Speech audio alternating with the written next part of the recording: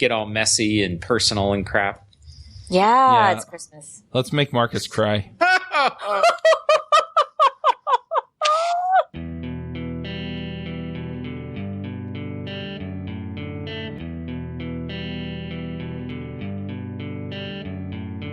This episode is sponsored by Hired.com. Every week on Hired, they run an auction where over 1,000 tech companies in San Francisco, New York, and LA bid on Ruby developers, providing them with salary and equity up front. The average Ruby developer gets an average of 5 to 15 introductory offers and an average salary offer of $130,000 a year.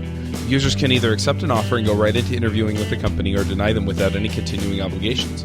It's totally free for users, and when you're hired, they give you a $2,000 signing bonus as a thank you for using them. But if you use the Ruby Rogues link, you'll get a $4,000 bonus instead. Finally, if you're not looking for a job but know someone who is, you can refer them to Hired and get a $1,337 bonus if they accept the job. Go sign up at hired.com/RubyRogues. Snap is a hosted CI and continuous delivery that is simple and intuitive. Snap's deployment pipelines deliver fast feedback and can push healthy builds to multiple environments automatically or on demand. Snap integrates deeply with GitHub and has great support for different languages, data stores, and testing frameworks. Snap deploys your application to cloud services like Heroku, DigitalOcean, AWS, and many more. Try Snap for free. Sign up at snapci.com/RubyRogues. This episode is sponsored by DigitalOcean. DigitalOcean is the provider I use to host all of my creations.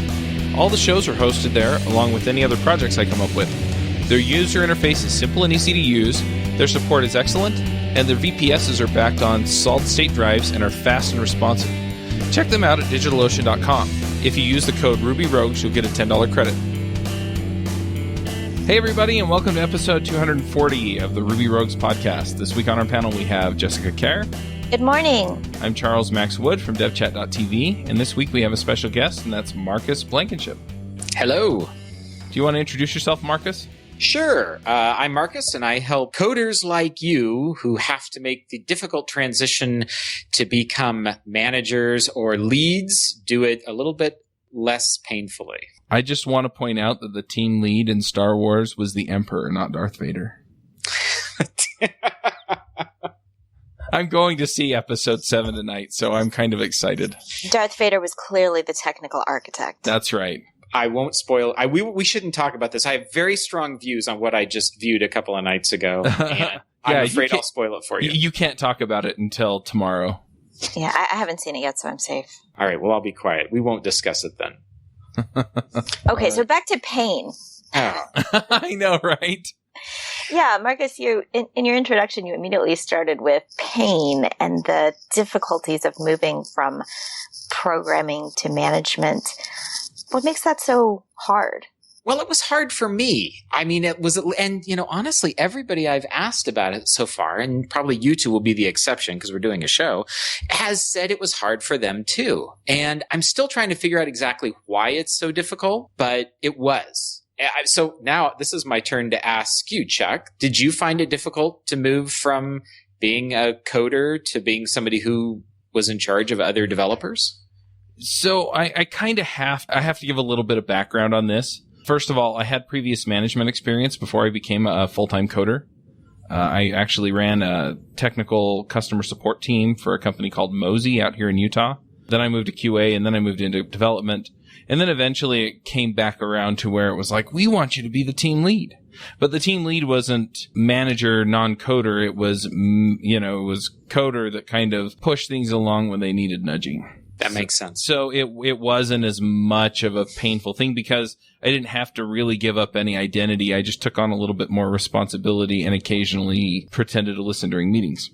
It is important to pretend. That might be the one underappreciated skill, is the act of pretending to know how to make others appear. Others need to think you're listening, right? Yeah. Oh, sometimes do people manage to listen without looking like they're listening? So is that a problem? The thing is I was always pulled into the meetings where I needed to be there for 10 minutes of it, and I wound up sitting there for all 2 hours of it. Right. So. That's when remote meetings are beautiful. Yes. That's that's another show, right? Yeah. But you try and tell your boss, can you just call me in here when you're going to talk about the stuff that I need to know about and the stuff you need to know about from me? And I would get dirty looks. So Chuck, I think that so from my very limited research of talking to people, your experience as a manager in any capacity sort of set you on the right foot to realize that there's a different mindset for it, and that you can do it, and it is separate from doing the work that your team performs, although it is very important to understand that work. But it sounds to me like you had this great opportunity to do it in a way where it wasn't really a crisis of identity for you. It was once I went freelance. So when I went freelance, it got to the point where at this point I've hired people to help me with the coding, and I still jump in and do it when I feel like I need to or feel like there's something I really want to do. But most of the coding I do anymore is either personal edification, so it's some project I'm interested in, or it's a demo project for somebody else.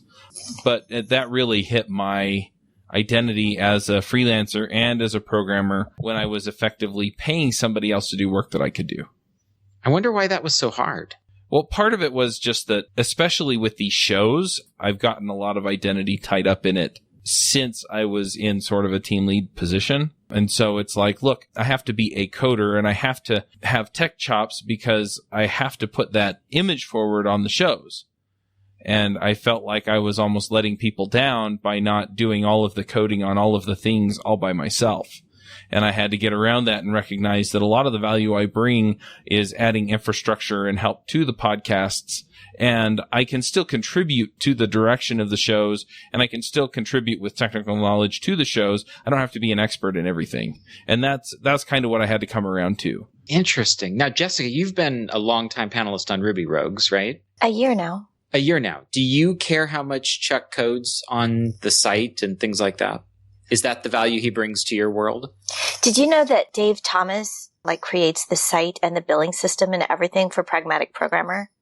I did not. That is such crud. As in create, read, update, delete? Or no, cred. No, not crud. Like street cred. Credit. Credibility. So that's huge for you. It's not, I don't feel like it should be, but yet it is. I mean, when I was at a conference with Dave and he was like, I have to get back to my room because the billing system crashed and I've got to check the code and debug it. And I was like, wow, he still has the perspective of a coder, of a programmer.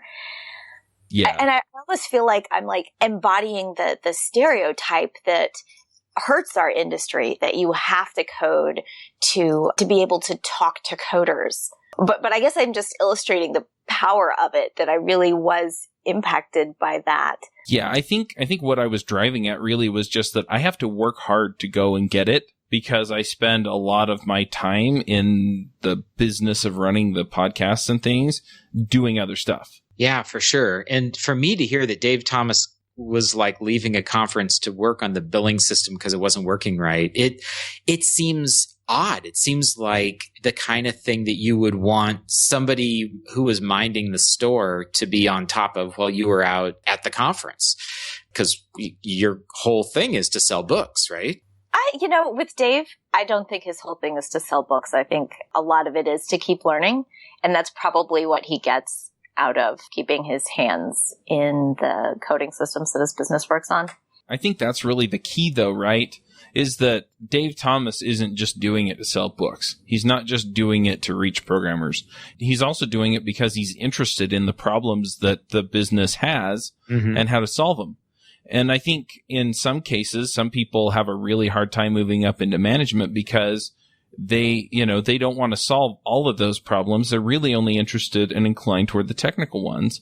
And other people don't have a problem with it because they see those other problems and they're just as interesting to solve as the coding ones.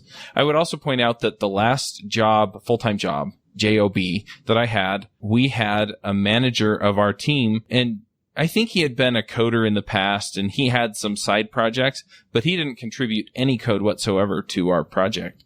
All he did was manage. That was his job. And I will tell you that he was probably one of the best bosses I ever had. And it was just because he was so focused on that he didn't have to prove that he had any chops. He just had to go in there and basically clear things out of our way, make sure that the expectations for us were clearly stated. And he did that really, really well and represented things going both ways in a way that made the communication much easier and our jobs much easier when we actually had to do something. And he would allow us to make the decisions we had to make and let us to make the decisions with as much information and handling all of the concerns that we need to as possible. Yeah, I think that you hit on one of the things I was going to bring up of what makes a good development manager. And one of them is I think you shouldn't feel like you have to prove continually how good a coder you are or were.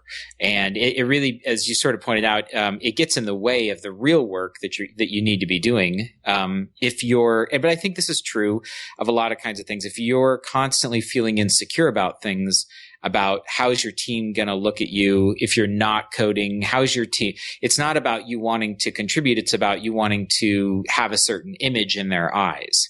So if you can free yourself from that, I think that's a really important hurdle to leap over in order to be a good manager.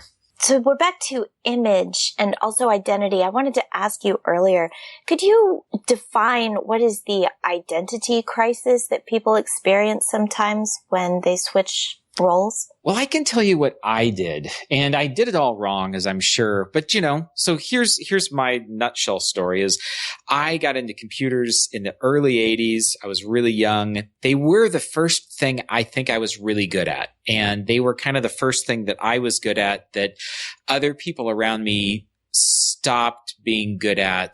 My family looked at the box hooked up to the television set. This VIC-20 thing is like, I have no idea what that is, and I don't know what you're doing on it. It seemed like a huge waste of time. But for me, it was like somehow my whole world changed when I started coding and I got into computers. And all through high school, I spent a tremendous amount of time, quote unquote, online, which back then meant you were on a BBS and a telephone line and message boards and things like that. And I sort of self-identified with this idea of a hacker and what that meant. And I really romanticized it. I read a lot of old computer books.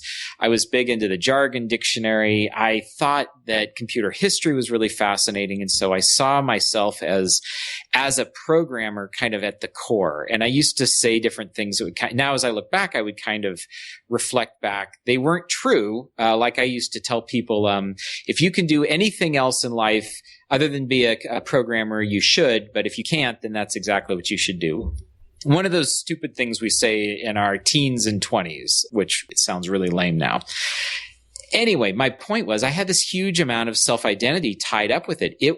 I could be bad at a lot of other things in my life, and I wasn't great with relationships with the opposite sex. I wasn't great with making a lot of money. I wasn't great with school. My grades were never stellar. So all the other markers in my life were I was like a C average person. But when it came to the computer, when it came to interacting with other people around the computer, that's where I felt like I shone. I was really like, okay, this is what I'm good at. So that became my identity. So then when I made the move to become a manager, a team lead of like 4 or 5 people, I thought what it was is like added responsibility. Like, oh, I get to do everything I'm doing now, except I have to keep an eye on a couple people too. Well, that doesn't seem too hard. That was kind of my wrong impression of the job. Yeah, I mean, one other thing that I ran across was just that I was very used to being measured by what I contributed to the team as far as the number of stories I was finishing, as far as the amount of work I could get done, the number of hours I put in, so there are all these different measurements of, either how committed or how skilled you are. So you could essentially say, I add value by adding code to the code base or by refactoring the code in the code base. So you have these different technical skills. And if you're good at them, or at least relatively good at them, with relation to your team, then you feel that affirmation that you are doing the right things and you're making those contributions. And then somebody comes along and says, hey, we want you to do management. And be that you're a team lead, which means, in my opinion, team lead usually means part-time manager, or whether they come in and they say, look, we want you to run the development or, manage this process or set of processes that help us make what we make. Then you're asked to basically contribute on a completely different set of skills and be measured on a completely different set of measurements. And so I see the identity crisis not just in I'm not a computer person anymore, I'm a management person, but I also see the crisis in I have no idea how to get the level of affirmation or to say that I was successful. I don't see a way that I can say I contributed so many lines of code, or I finished so many stories, or squashed so many bugs, or made the process so much easier, or saved the company so much money. Those measurements are different. And so you're playing by different rules, and it's hard to say, I'm really good at the management game after you've been really, really good at the development game. I completely agree. And I think the first place where that showed up for me, and typically for the folks I work with, isn't in the external affirmation. It's the internal affirmation. It's, man, I feel like I didn't get anything done. Mm-hmm. And, when you check in code, every time I push code today, every time I do anything where I'm accomplishing even the tiniest little problem being solved in code, I get a little bit of like brain candy. Like my brain's like, yay, you did it. I don't know if that makes sense. Maybe that's just my brain. The test screen. Mm-hmm. Yeah, it feels good, right? And when you go, I remember after like a couple of weeks as being a manager, I was like, man, this is what I thought, like, I'm going to have to start coming in Saturdays to get my coding done. So that's what I did. My boss never asked me, like, why aren't you coding more? What features have you contributed? My team never looked at me. This was one of my fears, was my team will say, like, well, what value are you? What use are you? You're not even coding. That was, of course, completely unfounded fear. But I didn't feel like I was really adding anything to the organization at first. Yeah. Well, the other thing is I found that the targets for developers in a lot of cases are you finish the story, or, we as a team hit whatever benchmark we set for the current sprint. And so within a week or sometimes 2 weeks whether or not your performance was up to snuff. And as a manager, a lot of times it's, did we reach enough of these targets on the development team to actually impact the bottom line? And so in some cases, it's like, we had a really productive sprint, but you go tell your boss and they're like, good, keep doing, and then when you get a new feature out that allows you to sell more product or make the customers more happy or some other metric that they're really looking at, which can be 3 months down the line, then they're like, yeah, you did a great job. And there's no other clear way for you to measure how things are going. At least not in the positive, sometimes in the negative when people quit. That's something. Jessica? Yeah, I was going to say, it's all about those expectations, especially the self-expectations. You feel like, oh, I'm not going to live up to the expectations of your team, but your team actually isn't watching you like that. It's really our own expectations that hold us back, I think. And if, as coders, we know what we expect of ourselves, and then when we move to management, not having done that before, we don't even know what to expect. We don't. And a lot of us don't have good role models for managers. I mean, as somebody who always liked computers, I had role models of teachers, of college teachers. I would read books on, Stephen Levy's Hackers was a great book. I remember reading that. And I had all these really positive role models around coding and computers and computer science. And I had no role models for being a manager, really, until I started working in an organization that had good management. Before that, though, I just thought management was one of those things completely to be avoided, like marketing or something. So you sought out role models with coding. You read books about people. You looked for that. I didn't do it intentionally, as in what I want is a good role model. I just found myself fascinated with how other programmers worked. And so I read books about it, and I read magazine articles, and I thought it was very interesting. But again, I think that just continued to tie my self-identity in to this thing called coding, which to me still is the most magical kind of work that I've ever done. I mean, I know that SICUP and other books talk about, have wizards on the cover. To me, coding is like being a wizard. You speak a spell. It's almost like you know the spell, you can make something happen. And that's just hits me at a junior high Dungeons and Dragons kind of level. Totally. So since then, have you become fascinated by how good managers work? I have. And part of that is I've gotten a chance to work around really good managers, and I've made a mountain of management mistakes. And I've realized, I think that I have this idea now that managers, I used to think that management was not the act of creation. Like if you were coding, that was really creative endeavor and you were creating something, but management wasn't. And now I have this kind of this idea that, management is actually the act of creating teams of people that work together, and that is that there's a lot of intentional work that has to be done there. And great managers, I think, just kind of fade into the background. And that's good. Like you almost don't know if you have a really good manager until maybe you work for a really bad manager, because he's just like almost transparent or she is transparent to the process. And you just find you're working in a group that's healthy. You're working amongst people where there's a really good culture, where there's good processes, and your manager is oftentimes able to do it in a very nuanced way that almost feels effortless. New managers oftentimes wield the sword of authority as though it's a bit too heavy, and so they tend to be heavy-handed about things.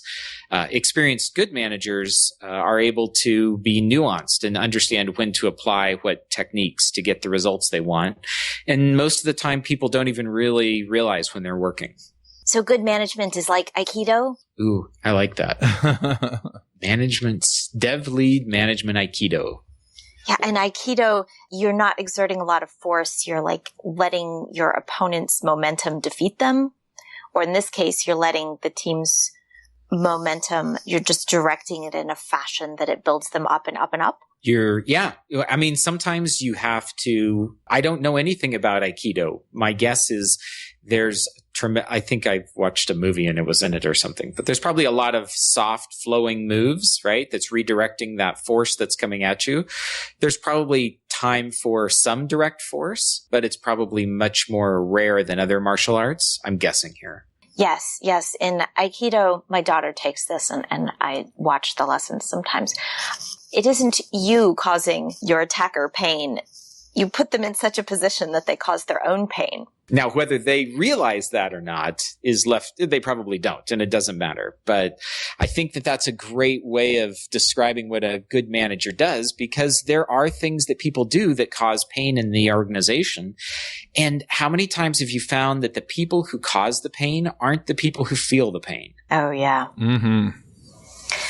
Yeah, that's the feedback loop that we keep trying to close with DevOps, with all of the end-to-end from server to interacting with the users, that we're trying to get one developer in that loop so that we can communicate that pain, right? Yeah, exactly. So I think that for me, again, going back to your question, making the move to management was really hard. And once I got it, I think it sort of clicked that there was a new set of skills here and I needed to start pursuing it a little bit differently. And I needed to become a little bit obsessed with it, kind of like I had been with coding. And originally, I remember when I became when I became a manager, my dad, who'd been a longtime manager at a retail store, had told me this. He basically had pulled me aside and he just said, "Now remember, son, everybody deserves a good manager." And I don't know why, but that really resonated with me. And it kind of scared me. It was like, oh man, what if I'm not a good manager? Like, what does it mean to deserve a good manager? Is it like I deserve the right to be able, like free speech kind of deserve? It wasn't, in my opinion, exactly the same thing, but it was this idea of like, we all have to go to work and there's a mountain of terrible managers out there, and people really deserve something better than they're used to. That's really interesting. That brings me to a question. How do you know if you have a bad manager? How do you know it's not you that is the one who could be preventing all of this struggle and difficulty you're having, but that really you're not getting what you need? In my experience, with one exception, you have a manager. That's how you know you have a bad manager. Oh my gosh. I'm so sorry. A mountain of bad managers. Jessica, do you have a good manager? Yes. I have been very lucky in my career. I have had many great managers. Have you ever had a bad manager? Yes. How did you know? How do you know it wasn't you? I'll tell you how I knew this was a bad manager. And we've got our team. Our team is working pretty well together. We've got our team room and we've got our little stand-ups and our little scrummish thing going. And in the stand-up, he asks people to name their blockers, and he writes down on the paper, the giant Post-it board, one of the blockers, which was so-and-so, doesn't have access to this thing that he needs access to. And of course, we've already submitted the request for that long ago. And that's the next day in the stand-up, he says, all right, and now we're going to cross off the things that are no longer blockages. And he crosses this off. And we're all like, but that's still a problem. And he's like, no, we must cross it off. Just reality, okay? So good managers it's obvious. recognize and face reality. That is a great step one. Oh, man. I have a very similar story, except it was, so we had this Scrum Master, and he was supposed to be part of the management team, and he was supposed to help us manage our process, and he'd call us in for retrospectives, and we'd sit down, and he had this thing. It was the good, the bad, and the ugly. And he would ask us, and he would just put somebody on the spot. David Brady was on this team too. David, tell me what's an ugly on this team. And we're all staring at him like, you are. But, I mean, he would, and he wouldn't let up, unless David named something. And then, what's a good on this team? But instead of fostering a discussion where we could actually talk about some of the problems that we were having, which we inevitably did anyway, usually when he left. I mean, seriously, you think these are jokes that people go through this. It's real. But our planning meetings, we would actually get together before the planning meeting to have the planning meeting so that we could cut short the planning meeting, because his planning meetings would go 2 days and our planning meetings would go 2 hours. So in my opinion, you have a bad manager when people are trying to work around them. And you also know you have a bad manager when you had a process that worked before and they have come in and made it worse without any measurable benefits. Now, I want to give a little bit of a caveat there. Sometimes you have to try things that are going to make things worse in the short term, but pay off in the long term. But they should be able to explain to you what metrics you're looking at in order to determine whether or not it's working. And they should be able to give you an idea of what you're really working toward. But yeah, if you're working around your manager, it's a problem.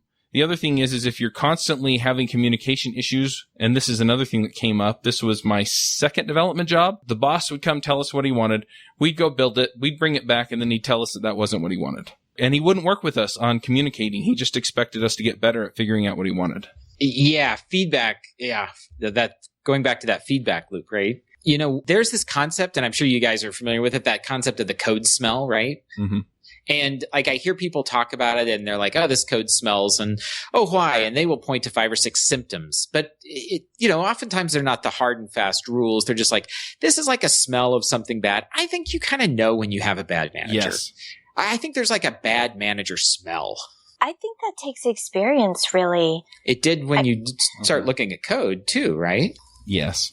Yeah, but that's true. I think that's a fair point, Jessica, because I know people, they go get their first dev job and they have no idea that they're working for somebody that either best case is clueless, worst case is sadistic. And they don't know because they don't have anything to compare it to. And they just assume that that's the way a development job works. You have to have good managers before you can recognize a bad one. But I do also want to push this a little bit, and that is that if you're new and you have this gut feeling that something isn't right, something probably isn't right. Yep. And it's probably not you. Probably not. Right. I think one metric that I would use if I were new and doing it again, or actually this is true of any time I interact with a new boss, which hasn't happened in a long time, I think the amount of feedback you get. I think good managers give feedback. They give feedback, they communicate. So if you're finding that you're working at a job where you're communicating with your manager once or twice a week, I think pretty quickly that's going to be a struggle to really stay connected with what your manager wants. And if you're working on a team of people and you're plugged into a process, maybe it's a little bit different because you've got mentors, peers, informal leads, trainers, other people you're interacting with. But if you got hired as an IT person at a manufacturing company and the IT manager only pokes his head in twice a week to check in on the project status, and other than that, you're left alone, basically, I think that's like a really big bad manager smell. Yeah. The other one that I would put out there for, at least for programming jobs, is the tone of that communication. So in a lot of cases, when I was in high school and college, for a little while. I worked on janitorial staffs. I worked at Kmart. I worked at a McDonald's for a little while. And in some of those cases, the only way that they can get things done is to yell and scream because, let's be honest, they weren't paying people very much. And in a lot of cases, people needed that kind of motivation. But as a programmer, you're a skilled worker in a skilled job. And if it's constantly adversarial, then to me, that's a code smell as well, or a management smell, because they are not recognizing that you have some expertise and something to contribute, and they've hired you as a professional. I completely agree. I think it's really important that people who manage developers have significant years of experience as a developer. Do you guys agree, or do you think it's not necessary? I hate to say always, but the other thing is mostly. I would say that it is definitely a leg up. I'm really hesitating to say yes. And the reason is that a lot of the issues you're going to have on development teams are the same you're going to have with any other team with people. And so if you understand how to help people get the right thing done, even if you don't understand the process, you can probably be effective at it, but you've got to be really good. Otherwise, you can short circuit some of that just from the fact that you understand how they work and what they're doing. I think somebody who hasn't been a developer for a long time that's put into that role will probably wind up just as part of being a good manager, figuring out how they work and how they do what they do anyway. Right. I would take like a good manager who knows that they don't know what developers do and listens over a developer with no management experience as my manager. Yeah. I would agree with that. I think I definitely didn't want to say that, like, in order to manage developers, you have to understand what they do intimately. I think the more you do understand what the people that work for you do, the better chance there is you can empathize with them. Mm-hmm. You can help and guide and direct them. You can help them troubleshoot their problems. My first job as a manager, I led an ERP development team in a language and platform I'd worked on for like 4 years. So it seemed really natural. But the next time when I got promoted, it was a kind of a sideways promotion. And I was asked to go hire and build a team in a technology I knew nothing about. And once I did that, it actually happened 3 more times at that same company. So I actually got pretty used to, at first, I felt it was really important that I be one of the better developers on the team. Like, that was kind of come back to that self-identity. I'm the manager. That means I better be pretty darn good at this. I better really understand the system. And it was a little bit more of my growth to then move to a team where I didn't know anything. I didn't know they were working in Java, J2E, and on the web, and I didn't know any of those things. And here I was managing them, and I did it successfully for 3 years. But it was really a growth opportunity for me. Well, and I want to make sure that people understand too that we're not saying that it doesn't help to have the experience working in the technology your team's working in, or doing the same kinds of things that your team was doing. It definitely makes a big difference, and it helps your communication, which is really important to managers. But at the same time, what we are saying is that it's not essential. You can learn it on the job. And there's an uncanny valley of evil here. The worst is when the manager thinks they know more, they know everything that's going on, but they actually don't. Well, I've never been accused of that, or guilty of it either. I guess the nice thing is, you sort of mentioned that, Jessica, is like when I moved over to manage a Java team and I didn't know Java or web or any of these other things, I was not at all really concerned. I didn't think I knew it all. And in fact, I wasn't that tempted to dive into the code. I remember spending a lot of time reading Java books because at first I thought, well, the first thing I've got to do is come up to speed on these tools and technologies so that I can prove to myself primarily that I'm worthy to be the manager. And of course, after like 6 months, I realized I'm never going to be anywhere near as good as these guys who had been coding in Java for 10 years. So I abandoned that effort in terms of trying to do it to make myself feel better. So I have to ask this. Let's say that we've got Joe developer and he gets promoted and now he's Joe manager. What should he do? I mean, we've talked our way around and kind of nibbled around the edges of what a good manager is, but brand new manager coming out of a dev team. Now he's managing the dev team. He probably isn't going to have a whole lot of time to code. I think I've gotten from you that he probably shouldn't necessarily be coding, but what should he be doing? What kinds of skills should he be developing? What should he be learning about his team that he didn't know as a developer? I'll give you my opinion, and then we can round robin this. The first is you sort of hit on it. I think he should stop taking production coding tasks. I'm not going to go as far as to say he shouldn't touch his compiler or the code, anymore.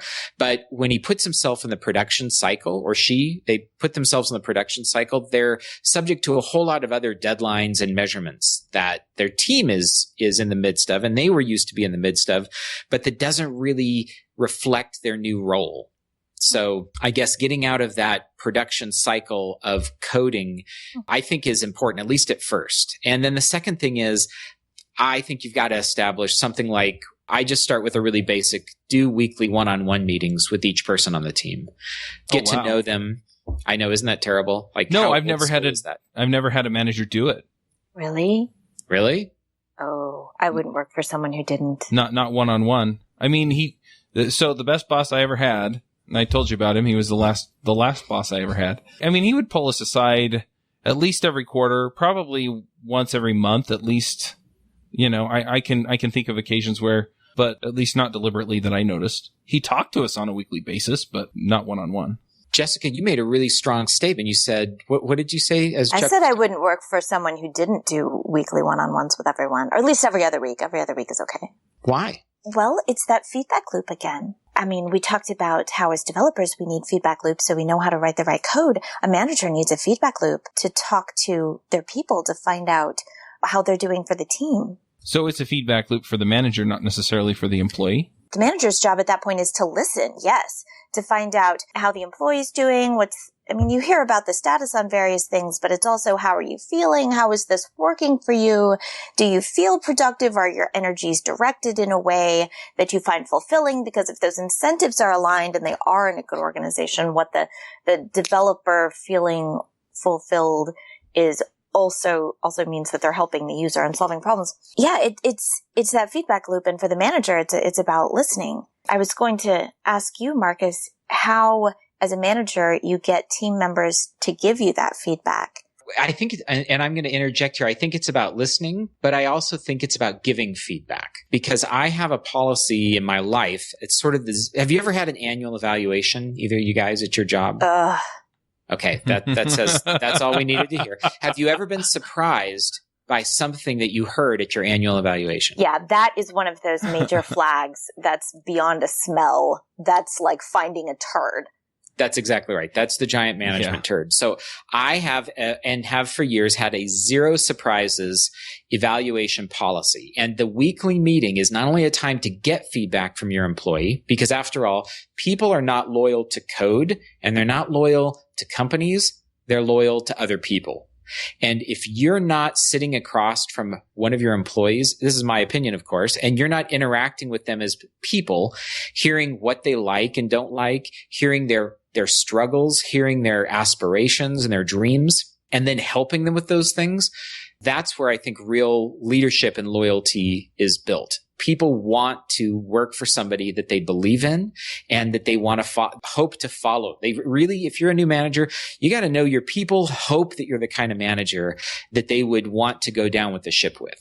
That's what kind of manager I think all employees want, but unfortunately, it's the kind very few get. And I think the weekly one-on-one is a great place to start establishing those communication patterns where you bring up little things in private, gentle, small corrections. You don't save them all up for the end of the year. You don't even save them up for the end of the month. No. And I used to have a policy. If I hadn't talked to you about something and your annual evaluation came along, I would not allow myself to put it on your evaluation unless we had discussed it multiple times before. Yeah. And those weekly or every other week, that's a time when you can receive actionable feedback. When as a manager, you can say, this particular incident, maybe how else could we have handled that to produce better results? I think you're right. And it's very important to be specific, right? If you sit at the end of the year and you tell your employees, you're not a very good in front of the customer, that is a hurtful and worthless thing to say. But if 3 days after a customer meeting, you say, I think you should have listened more and been more diplomatic, Or I think you shouldn't have just said yes to everything they wanted and instead balanced the whole company's needs. You can give really specific feedback where people can grow. And so I think it is really important to be specific and concrete and give little pieces of feedback. And unfortunately, because so many of us are conflict avoidant, we like to imagine that we don't need to, or that we're just going to save that up for like a special miserable time of the year known as our annual evaluation. Well, my annual evaluations at the companies that I worked at that did them usually went something like this. All right, we've got all these lines that we've got to fill in, and so we're just going to work our way down the list.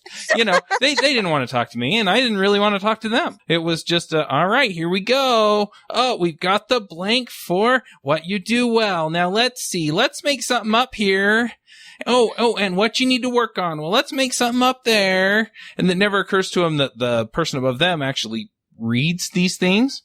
And so I run into my boss's boss or my boss's boss's boss, and it's like, oh, I saw that evaluation, pat on the back. You're doing really well with X, Y, and Z. How's it coming with your whatever problem?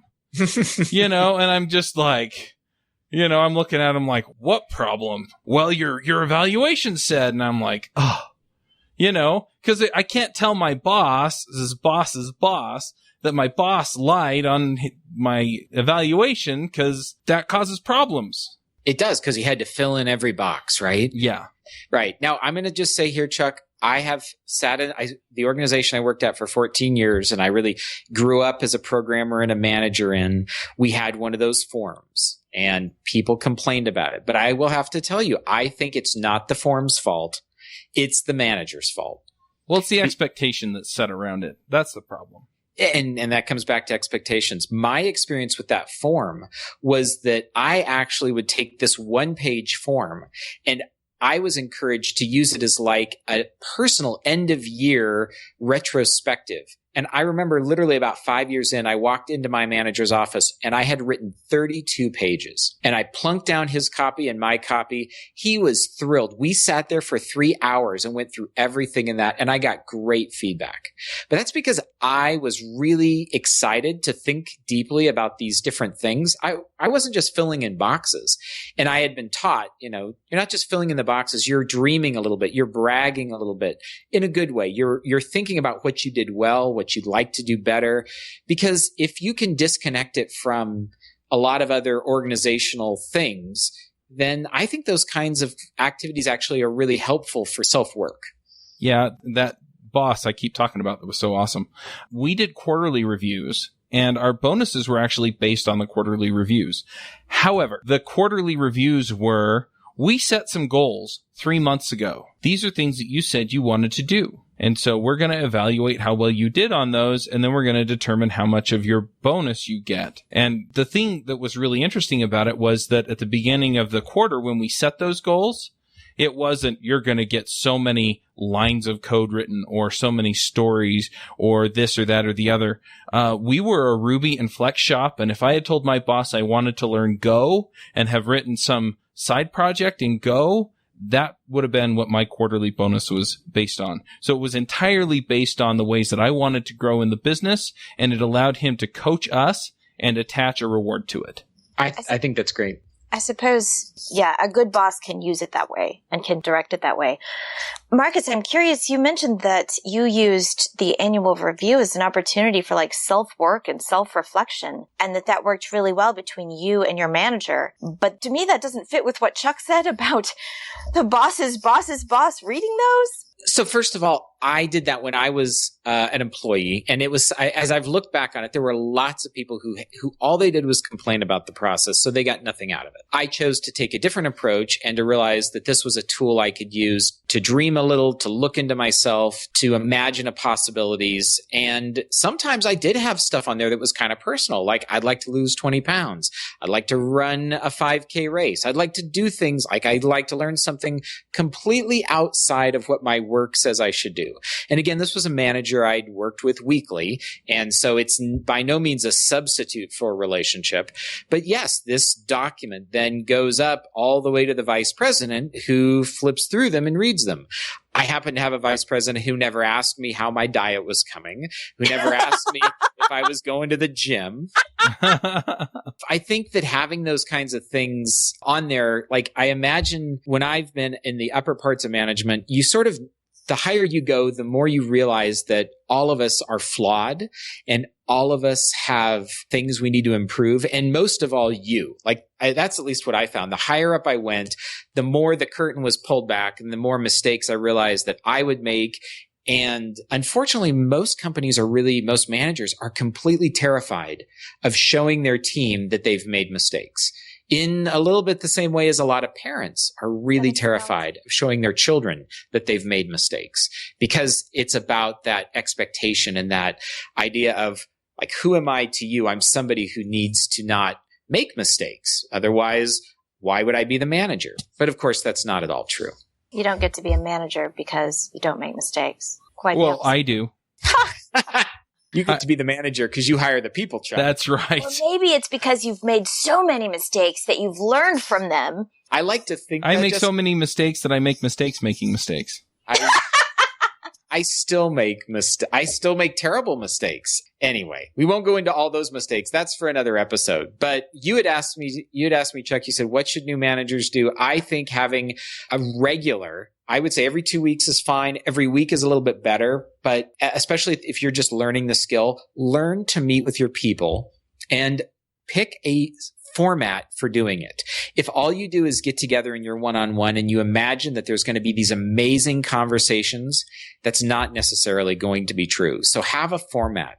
Mm-hmm. I like a format that starts with a little bit of accountability. Hey, what are you working on and how's it going? Oh, what are you struggling with? Oh, you were still working on this. Are you stuck? And as the manager, you're gauging skill. You're determining, is the person distracted? You're sort of having a little bit of accountability, because let's be honest, as much as we all love the idea of communism in some ways, that we're all just singing Kumbaya, managers do need to be able to hold their people accountable for things. And the more you can do that gently and the more often with little nudges, the better it is in my experience. So I like to start with a little bit of like, let's just talk about the projects and then move into, oftentimes if we've established quarterly or annual goals, I think it's a great time in the one-on-one to just say, which goals are you working on and how are they coming in? Of course, it's always in the context of how can I support you, no matter what the goal is, personal or professional.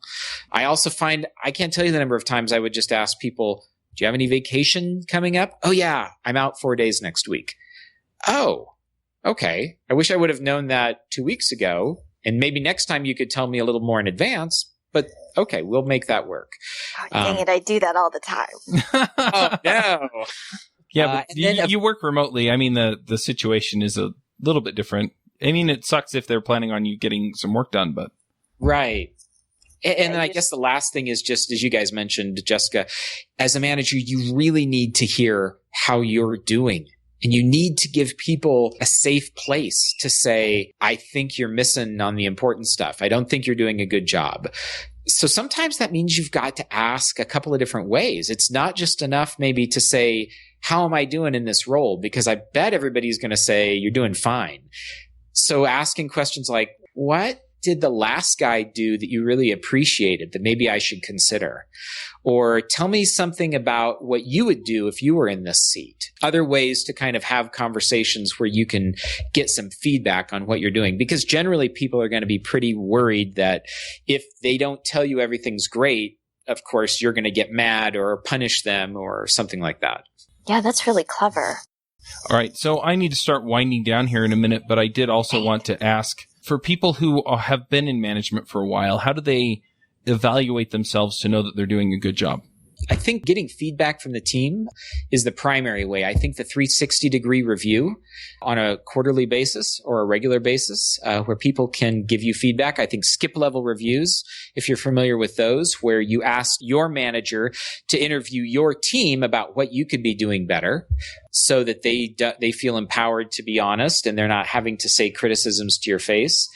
But those are just a couple of ideas. I think it's really easy to imagine just because your team is working really well that you don't have any place to improve as a manager. I don't know. Jessica, what do you think? We talked about how as a coder, you have an expectation of yourself that you would produce such code and make such users happy.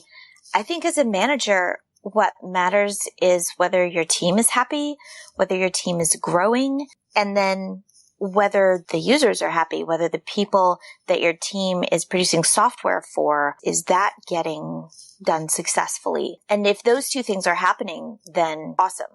Also, it's a good sign if the people on your team are growing and moving out to start their own teams. Mm-hmm. If they're getting promoted. Right. And if they get promoted past you, even better. Mm-hmm. That reflects really well. That's a scary thought. Related to that, though, I mean, are they bringing people into your team? Are the people working for you actively telling their friends, come work for this guy, he's awesome, or this girl, she's awesome?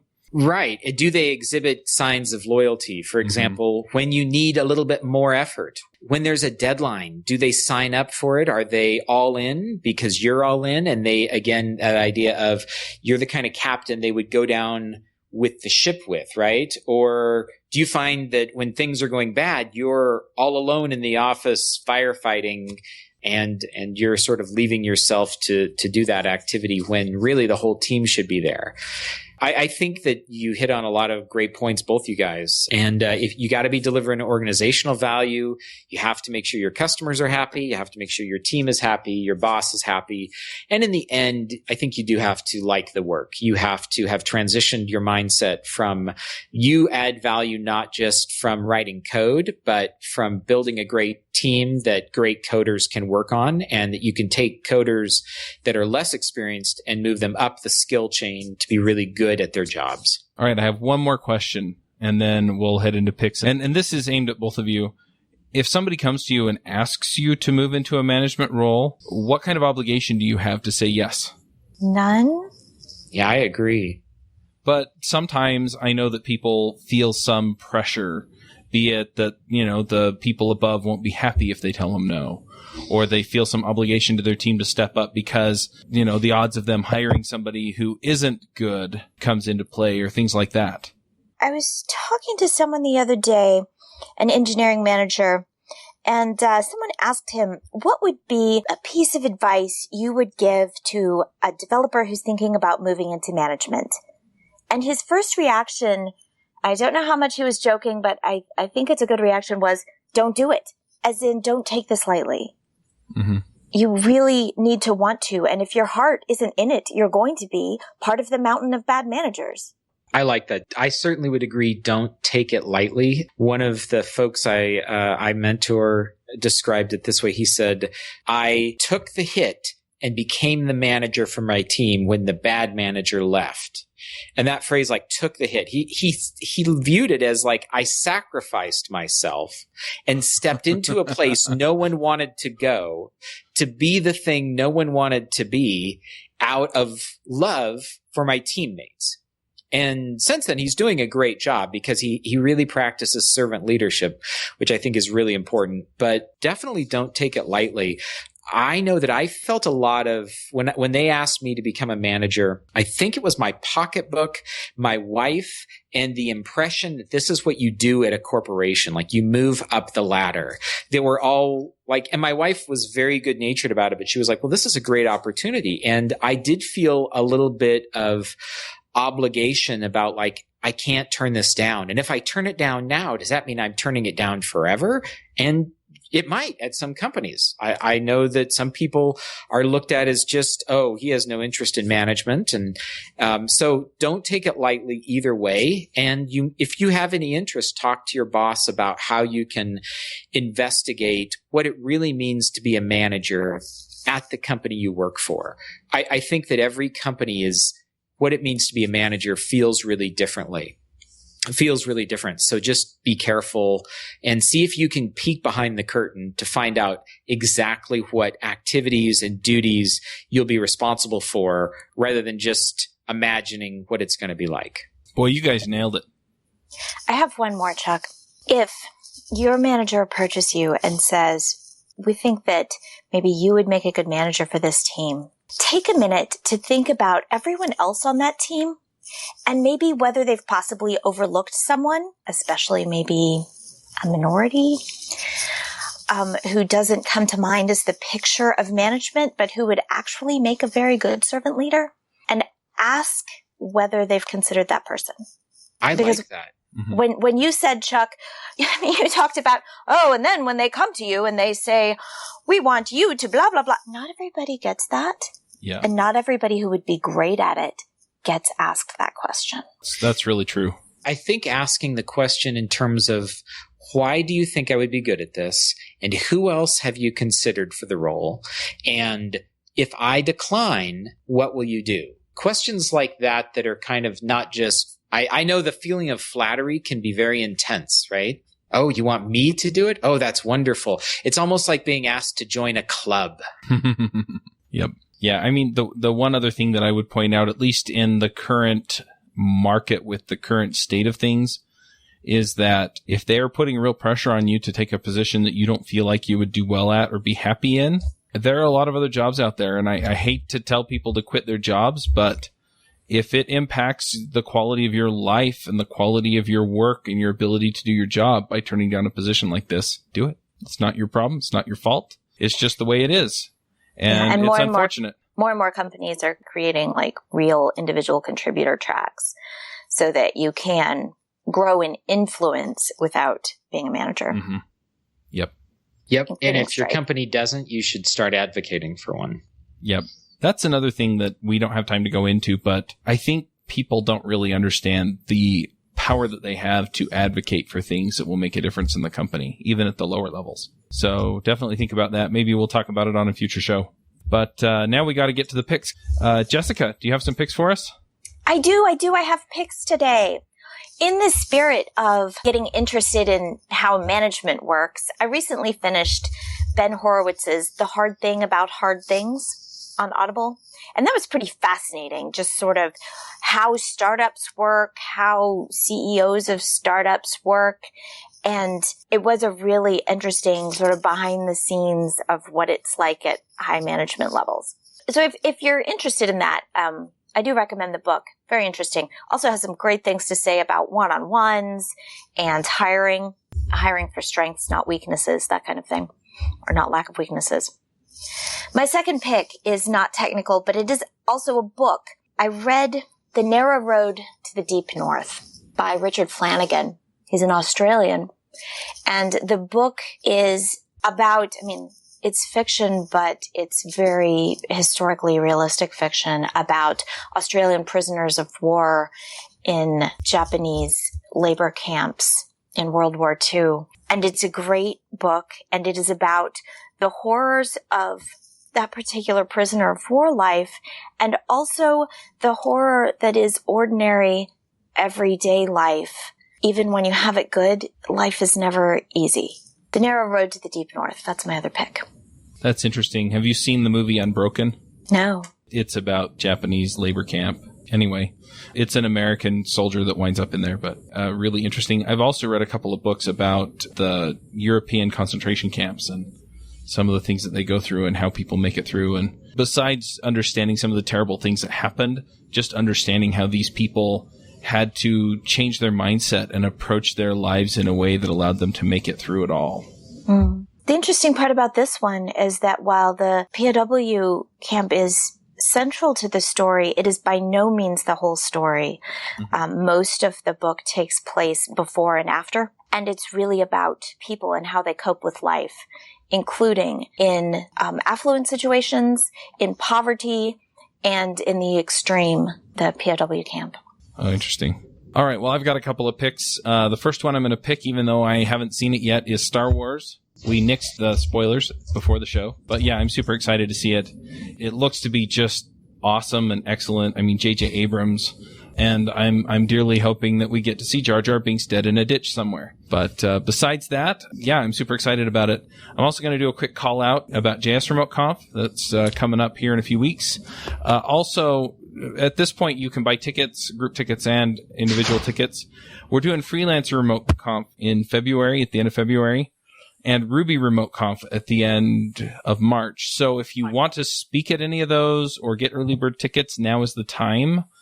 I'm probably going to move the CFP deadline up because people keep wanting to see the talks before they buy the early bird tickets. And so I'm going to see if I can accommodate that. I can't do that for freelance, but I can do it for Ruby. So if you want to go to that conference, then go check it out. It's all online, so you don't have to go anywhere. But yeah, that's what I've been working on lately, and I'm super excited about it. Marcus, what are your picks? I have 2 picks. Neither of them are as profound as you guys chose. If I was going to pick something on the topic you were talking about, it would be Viktor Frankl's Man's Search for Meaning. But that's not... I just read that one. Such an amazing book. It's really good. So my first pick is Stephen Pressfield's The War of Art, which I've really found useful as I've been trying to do things that I'm not naturally inclined to do. Maybe management is one of those things for you. Writing and speaking is one of those things for me, and really helps to personify the resistance that I feel when I sit down to do those things as a more active force that I'm trying to avoid. And I like the way he lays that out in The War of Art. And the other one is Johanna Rothman's Predicting the Unpredictable, which is a technical book on agile estimation. And I just found a lot of the stuff that she says in there so common sense, sensical, I guess is the right word, but just like it really resonated with me like, oh, duh, of course I should have been doing these things. Of course, every time I give an estimate in terms of a single number, I'm showing a high level of confidence, which I don't deserve to, like, which I don't really have. All these kinds of things in there. So really, I think both those have been very impactful to me. All right. And I know that you also do some consulting and coaching with regards to management. If people want to know more about that or anything else you've got going on, what do they do? They can go to marcusblankenship.com and you can read my articles or sign up for the list to get the articles in your inbox. And there's a page on there that talks about a coaching program I have where I help CTOs and IT managers and even new dev leads get better at their job. It almost doesn't really matter what level you are in the organization. Having a coach, which is how I frame it, somebody who can look from the outside in to watch you work, appears to be a key to getting better at things. And I think this is why great sports athletes, great tennis players, great swimmers, they have coaches because you just can't see yourself properly from the inside. So having a trusted advisor that helps you from the outside viewpoint, that really appears to be important to some folks to get better at things. All right. Well, thanks for coming, Marcus. It was fun to talk about this. Thanks for having me on. All right, we'll go ahead and wrap this up, and we'll catch everyone next week. Hosting and bandwidth provided by the Blue Box Group. Check them out at bluebox.net. Bandwidth for this segment is provided by CacheFly, the world's fastest CDN. Deliver your content fast with CacheFly. Visit CacheFly.com to learn more. Would you like to join the conversation with the rogues and their guests? Want to support the show? We have a forum that allows you to join the conversation and support the show at the same time. You can sign up at rubyrogues.com/parley.